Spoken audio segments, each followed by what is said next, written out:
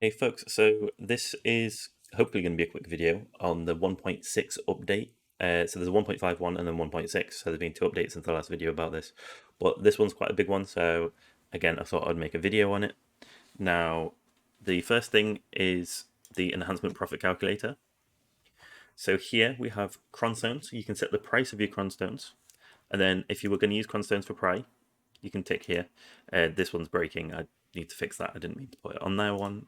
But basically, as you can see, you don't really make profit on them. But when you tick, you can see here, it changes these values as well. Tet Deboreka, you make profit, and then you don't make profit on your pens.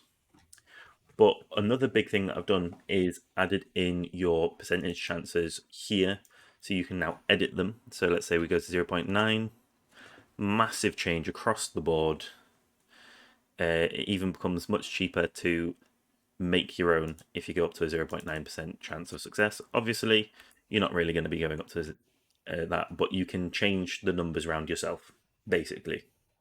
But that was going off the cost of the pry being this. I'm going to change this so you can set it yourself to whether you're using a 30 or whatever. So it'll change the price. Anyway, that's it on this one for changes. And then the other changes that have been made are now, if you go, well, I want a 239 stack. Obviously, that doesn't say pen with my system. It would break it before. Now it goes, okay, well, it'll take 76 tries to make it. It's going to cost 1.47. If I just bring those back, 82 tries, 1.5 billion. So now when you do that, it doesn't break. And we also have 1 through 13 here. I am working on a system where it would let me change. So you could select the Valks here, and then you'd select the number of Valks there. Unfortunately, that is not cooperating, so that may be at a much later date when I figured it out. So that's pretty much everything that I've changed today.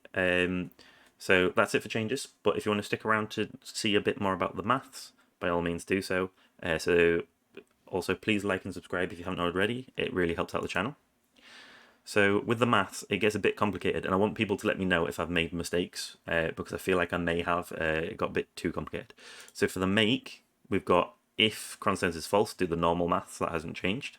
Now rather than saying the 0.7, it says the basically this square here, which is 0.7 anyway.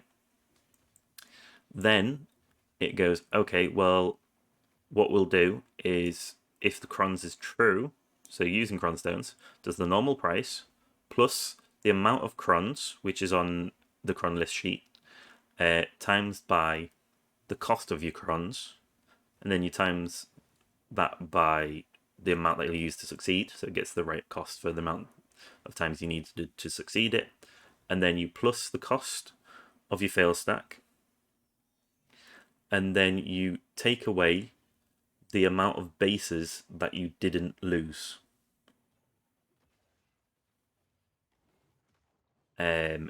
And then basically it does the same for the profit maths. It basically just does the same thing, just it takes into account the selling cost as well. Now, when you go to a duo, you have a chance to downgrade rather than lost, so it gets a bit more complicated. So again, not changed that bit there, but it's a case of it goes, where is it? So yeah, so you get the price of the item that you're using to click at 0.6, and the price of the item below, so that in this case it's base, it would be like the one below it instead. If it was like a duo, it would be pry at a 0.4% chance, and then times that by your chance of failure, so 1 minus the chance of success, and then times that all by the amount of time it's going to take you to get one success. So that makes sense to me, but please point out if I've made any mistakes. So there was something that I noticed as well, but I'll double check that in a moment. In fact, yeah, it was this. So that says F. That says H. Yeah, I thought I put a B in somewhere, but that's fine. So then over here, what I did to fix the things is basically it checks in this row if there's more than 0 pen written there, and then for same for tet, and so on and so forth. So then if there is a pen, it'll do what it was doing before, check and see if pen, and then getting the number from this row.